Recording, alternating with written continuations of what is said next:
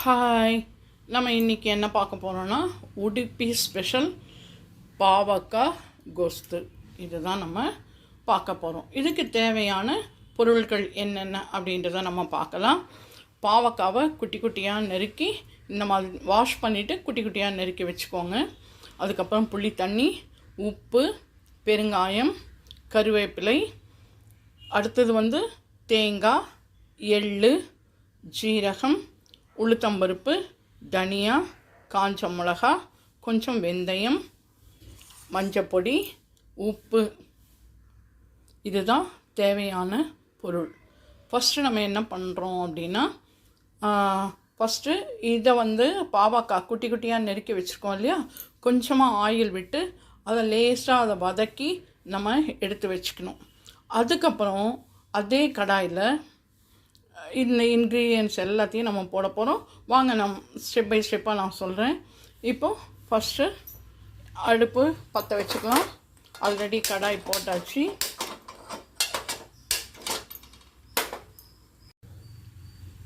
கடாய் போட்டு எண்ணெய் விட்டாச்சு.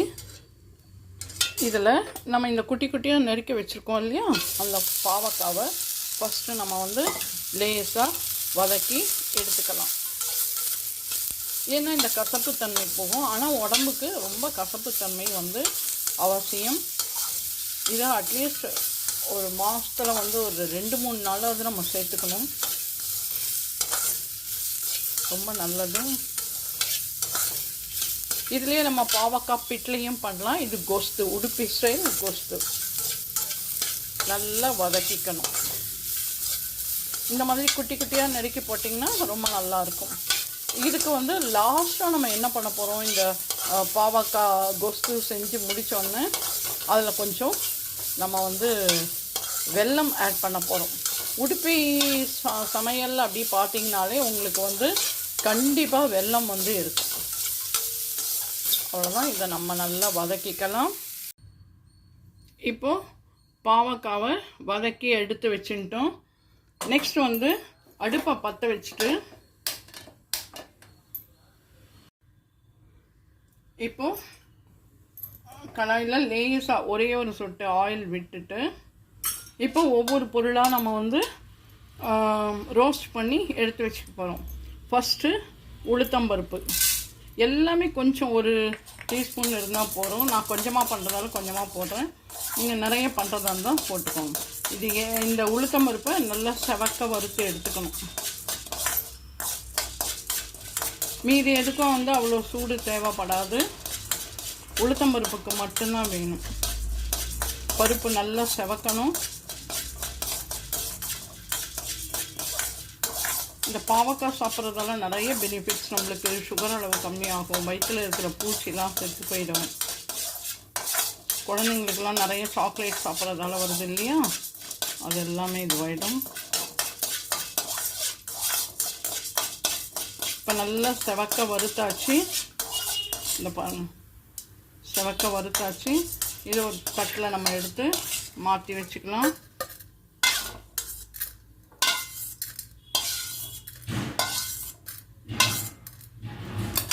அதுக்கப்புறம் தனியா,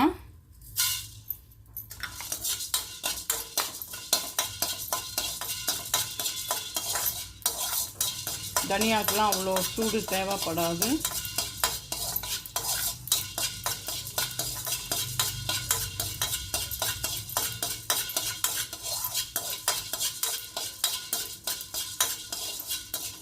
அவ்வளோதான். தனியாவும் வறுத்தாச்சு.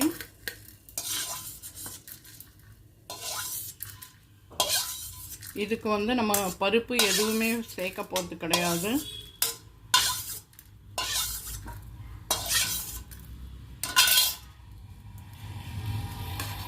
அதுக்கப்புறம் 2 வெந்தயம்.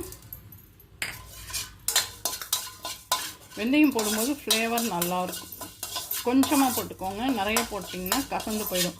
ஏற்கனவே பாவக்காவும் கசப்பு இல்லையா, அதனால் இதை லைட்டாக கொஞ்சமாக, ஏன்னா குழந்தைங்களும் சாப்பிட்ணும், அதனால் கொஞ்சமாக ட்ரை ரோஸ்ட் பண்ணி இதையே நம்ம எடுத்துக்கலாம்.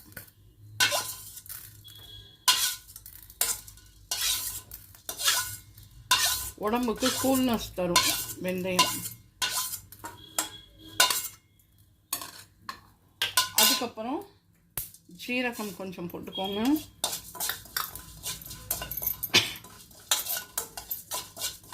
இது வந்து ஃப்ளேவர் ரொம்ப நல்லா கொடுக்கும், உடம்புக்கு நல்லது. பொரியட்டும்.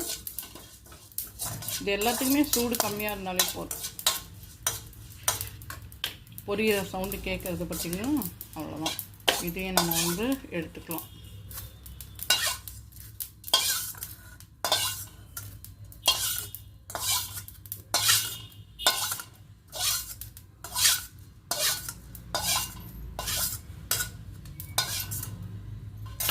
அதுக்கப்புறம் எள்ளு, உங்கள்கிட்ட வெள்ளை எள்ளு இருந்தாலும் பரவாயில்ல, கருப்பு எள்ளு இருந்தாலும் பரவாயில்ல, அதையும் வந்து இப்படியே பொரித்து அதை எடுத்துக்கோங்க.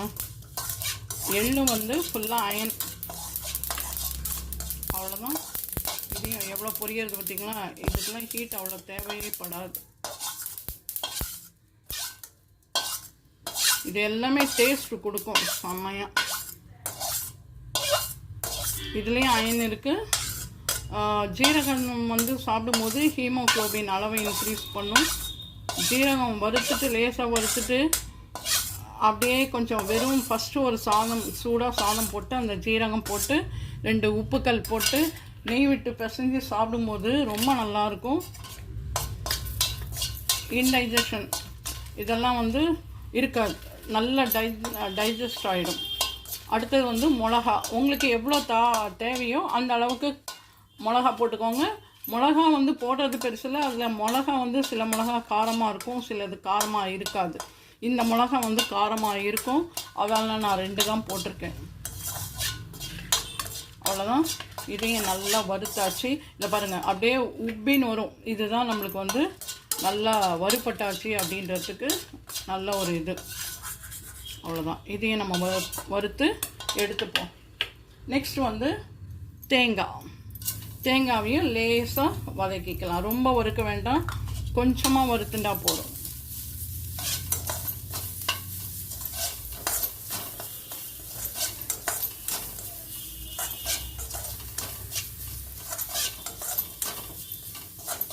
அவ்வளோதான். அதில் இருக்கிற அந்த ஈரப்பதம் வந்து கொஞ்சம் இதுவாகும், கம்மியாகும். அவ்வளோதான். இதை வந்து எடுத்துக்கலாம். மோஸ்ட்லி உடுப்பி அந்த பெங்களூர் சைடெலாம் வந்து பார்த்திங்கன்னா எல்லாம் கொப்பரை தான். திருநெல்வேலி சைடு எல்லாமே வந்து கொப்பரை நிறைய யூஸ் பண்ணுவாங்க, ரொம்ப நல்லாயிருக்கும். இப்போ இது எல்லாமே நம்ம வந்து கொஞ்சம் ஆற வச்சு அரைக்கணும். அதால் இது அப்படியே இருக்கட்டும். அடுத்தது என்ன பண்ண போகிறேன் அப்படின்னா,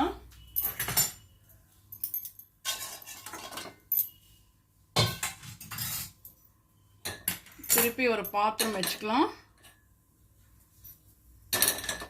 அதுக்குள்ளே அது ஆறட்டும்.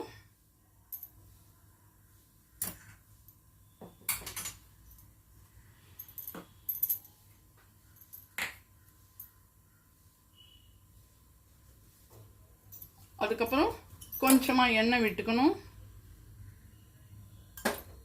கொஞ்சமாக எண்ணெய் விட்டு எண்ணெய் காயட்டும்.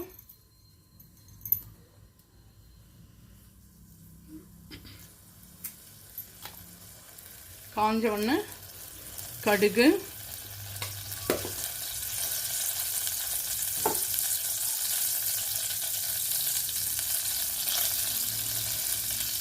பெருங்காயம், அதுக்கப்புறம் கருவேப்பிலை போட்டு எல்லாம் பொரியட்டும். இதில் வேணும்னா நீங்கள் ஒரு காஞ்ச மிளகா கூட போட்டுக்கலாம். அவ்வளோதான். அதுக்கப்புறம் நம்ம வதக்கி வச்சுருக்கோம் இல்லையா, அந்த பாவக்காவையும் இதில் நம்ம ஆட் பண்ணிடலாம். ஆட் பண்ணி திருப்பியும் ஒரு வதக்கிடலாம்.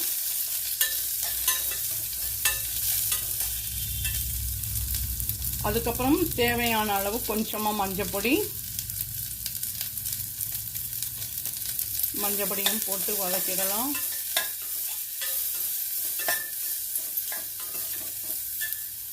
நெக்ஸ்ட்டு இன்றைக்கி நான் யூஸ் பண்ணியிருக்க இந்த பாவக்காய்க்கு ஒரு சின்ன எலுமிச்சம்பழ அளவு புளியை நல்லா கரைச்சி வச்சுருக்கேன். அதையும் இது உள்ளே விட்டுற போகிறேன். விட்டுட்டு இது கொதிக்கட்டும். இதில் தேவையான அளவு உப்பு நம்ம சேர்க்குறோம். கொதிக்கட்டும். இது அதுக்குள்ளே நம்ம வறுத்து வச்சுருக்கோம் இல்லையா, அது எல்லாத்தையும் நம்ம அரைச்சி எடுத்துகிட்டு வந்துடலாம். லாஸ்ட்டு வந்து நம்ம வந்து வெல்லம் சேர்க்க போகிறோம். அதால் இதை நல்லா கொதிக்கட்டும். இதை மூடி போட்டு மூடி வச்சிட போகிறேன். மூடி போட்டு மூடி வச்சிட்டோன்னா இது வெந்துடும். அதுக்குள்ளே நம்ம இந்த வந்து மிக்சியில் போட்டு நான் அரைச்சி எடுத்துகிட்டு வந்துடுறேன். இப்போது பாவக்காய் நல்லா வெந்திருக்கு. இப்படி பார்த்தீங்கன்னா ஏற்கனவே நம்ம வதக்கியிருக்கோம், அதால் இது கொஞ்சம் டைம் தான் ஆகும். இதை பாருங்க, நல்லா வெந்தாச்சு. இப்போ இதில் நம்ம என்ன பண்ண போகிறோம், அரைச்சி வச்சுருக்கோம் இல்லையா, தனியா, வெந்தயம், ஜீரகம், எள்ளு, தேங்காய் எல்லாம் அந்த விழுதை இதில் நம்ம கொட்டிடணும். இது ஆக்சுவலாக வந்து பாவக்காய் பிட்ல மாதிரி கொஞ்சம் திக்காக இருக்கணும், ரொம்ப தண்ணியாகவும் இருக்கக்கூடாது. ஆனால் இது பாவக்காய் பிட்ல இல்லை, பாவக்காய் கோஸ்து. ரொம்ப நல்லாயிருக்கும். சாதம் சூடாக போட்டு இதை விட்டுன்னு சாப்பிடும்போது ரொம்ப நல்லாயிருக்கும். இதை கொஞ்சம் வாஷ் பண்ணி இந்த தண்ணியை இதில் கொட்டிடுறேன். எந்த பொருளையுமே நம்ம வந்து வேஸ்ட் பண்ணக்கூடாது. நல்லா அரைச்சி இதில் வச்சுருந்தது கொஞ்சம் விழுது இருந்தது, அதையும் நம்ம வந்து இதில் கொட்டியாச்சு. கொட்டி ஒரு கொதி வரட்டும் நல்லா. ஏன்னா இது எல்லாமே நம்ம வந்து வறுத்தது பொடி பண்ணி வச்சுருக்கோம், அதால் ரொம்ப நேரம் குக் பண்ணணுன்றதெல்லாம் அவசியமே இல்லை. அதுக்கப்புறம் இதனோட ஹைலைட்டே சொல்லியிருக்கேன் இல்லையா, இவர் தான் இந்த வெல்லம். இவரை தான் இது உள்ளே போடும்போது இன்னும் சூப்பராக ஒரு டேஸ்ட்டை கொடுப்பார். அவ்வளவுதான், ஃபைனல் முடிச்சாச்சு. நம்மளோட பாவக்காய் கோஸ்து தயார். பாருங்கள், ரொம்ப நல்லாயிருக்கும். இது என்னடா இது வெல்லம் அப்படியே போட்டேன்னு பார்க்குறீங்களா, நல்லா கரைஞ்சி போயிடும் இதில். அதே மாதிரி நீங்கள் வந்து வத்த குழம்பெல்லாம் பண்ணும்போது கூட இந்த வெல்லம் ஒரு கொஞ்சம் பிஞ்சு நீங்கள் சேர்க்கும் போது ஒரு திக்னஸ் கிடைக்கும். டேஸ்ட் வந்து அருமையாக இருக்கும். எப்போவுமே உடுப்பி ஸ்பெஷலில் வந்து சர்க்கரை வெல்லம் கண்டிப்பாக உண்டு. இது ரொம்ப நேரம் கொதிக்க வேணாம், கொதித்த உடனே இறக்கிடலாம்.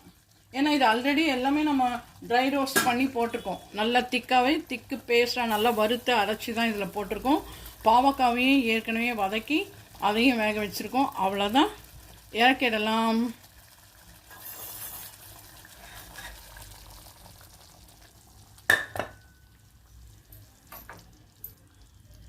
சுட சுட பாவக்காய் கோஸ்து தயார்.